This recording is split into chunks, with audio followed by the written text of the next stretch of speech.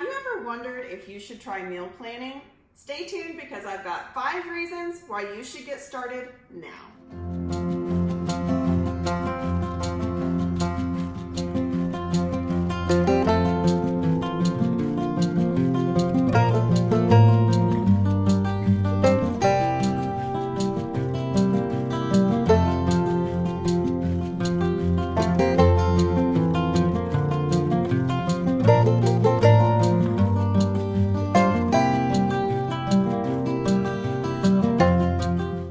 Okay, so our new series, Meal Planning for Beginners. Today we are going to go over 5 reasons to get started now.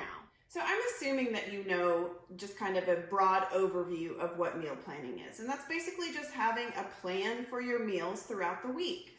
And the number one reason to do that in my mind is because decision fatigue. We spend more time making decisions now than at any other time in history. There's actually a reason why you only saw Steve Jobs in a black turtleneck. It's because that's all he decided to wear so that he could remove that one decision from his life and, maintain his brain capacity to make other decisions. We can do that same thing with our meals because whenever we think ahead and we plan and we eliminate those last minute decisions, we tend to make better choices. Reason number 2, it's a lot healthier to cook at home. According to a study at Johns Hopkins, people who cook at home consume far fewer calories than those who don't.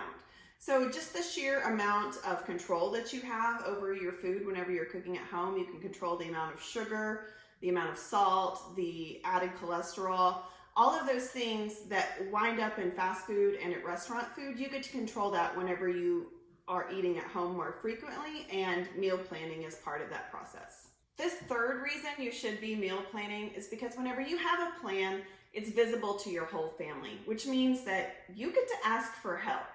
So instead of everybody always coming to you and saying, Mom, like what's for dinner, you can actually print it out or put it on a dry erase board or something like that on your refrigerator, and you can, just have family help you.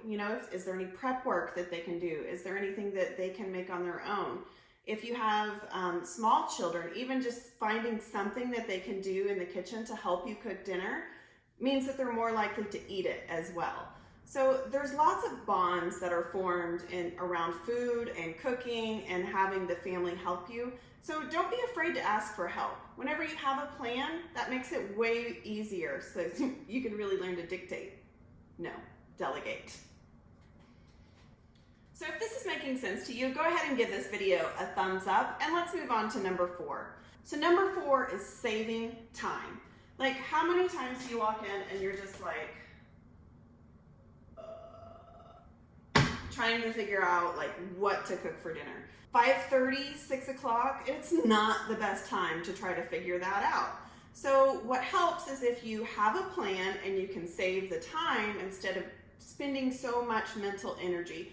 Meal planning is kind of like batch working, if it's something like that. You spend the mental energy one time and you don't have to think about it throughout the rest of the week. So you eliminate the decision fatigue and you also save yourself some time. So number 5 is saving money. The amount of money that you spend is it's just not comparable. So a $4 pasta meal at home is going to cost you $20 at a restaurant. And there's been lots of studies on this. It averages out that it is 5 times more expensive to eat out versus eating at home.